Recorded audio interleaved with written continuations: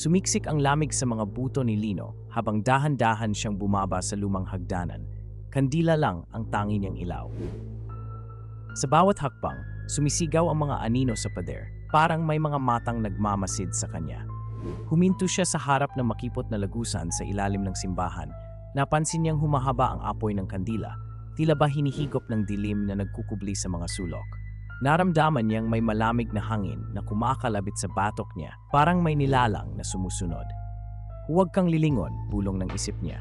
Pero napilitan siyang tumingin nang may biglang humaplos sa balikat niya. Wala siyang nakita, pero sumingaw ang bulok na amoy na nagpaalala ng mga patay. Mas lalo siyang kinabahan, nanginginig ang mga kamay. Nang lumapit siya sa dulo ng lagusan, may mga ukit sa pader, mga mukha na nakanganga, parang sumisigaw ng tulong.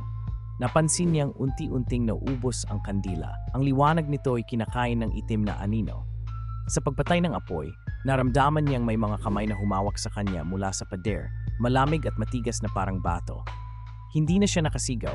Ang huling narinig ay ang pabulong na nagtatawanan sa dilim. Sa lagusan, may bagong mukha na ang nakaukit, nakanganga, parang sumisigaw, at ito ay mukha ni Lino.